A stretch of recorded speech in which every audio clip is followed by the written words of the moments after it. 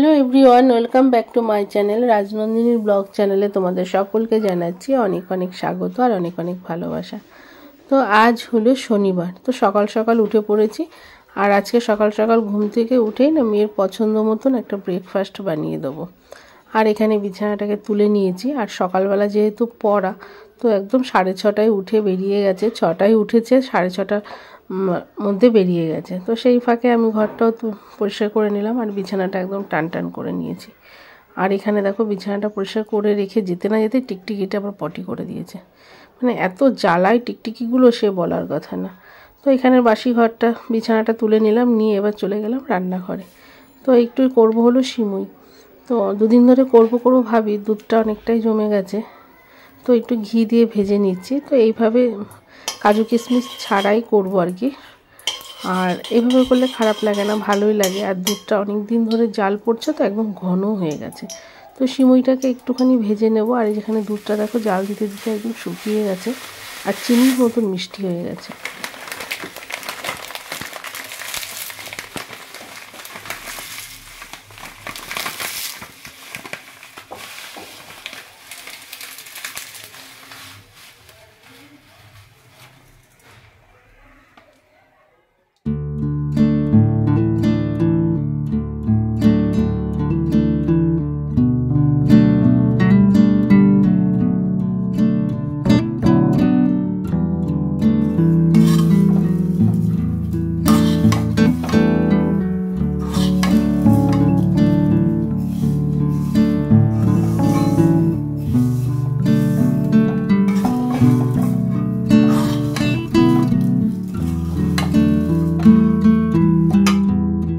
আর এখানে দেখো ভালো করে নাড়ানো হয়ে গেছে। আর চিনিটা দিয়েই নাড়াচ্ছিলাম।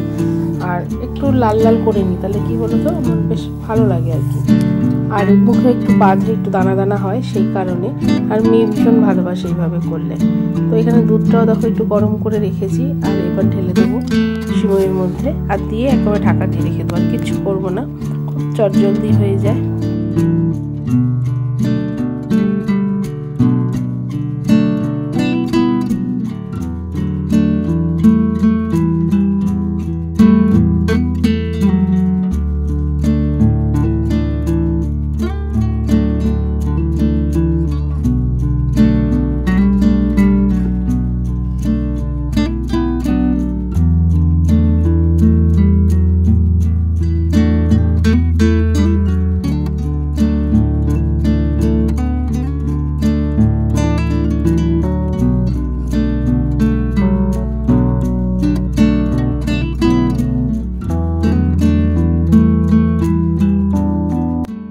দেখো আমার সিমই পায়েসটা নামিয়ে রেখেছি আর সবাইকে চা করে দিলাম।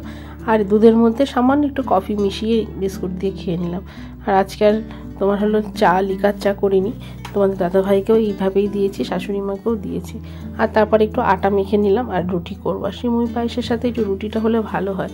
আর পরোটাটা করলাম না সকালবেলা, পরোটা করতে গেলে অনেকটা দেরি হয়ে যায়। এখন বেশিরভাগ সময় আমি লুচি পরোটা বলো রাতের দিকটা করি। তো এখানে রুটিটা ভেজে নেবো।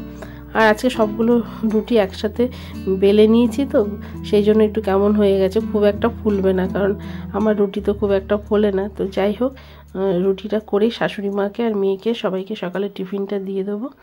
আর দুপুরের রান্না আজকে সেরকম কিছু নেই, তো বাপের বাড়ির থেকে সমস্ত খাবার দাবার আসবে, তো সেই জন্য আর রান্নার কোনো পার্ট তোমাদের সঙ্গে শেয়ার করলাম না।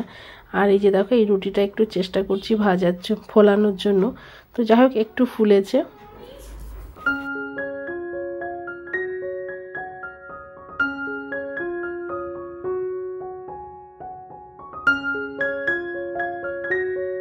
তো এখানে দেখো ব্রেকফাস্টটা রেডি হয়ে গেছে আর সবাইকে খেতে দিয়ে দিয়েছি। তো চলো বন্ধুরা, আজকের মতন এই পর্যন্ত। সবাই ভালো থেকো, সুস্থ থেকো।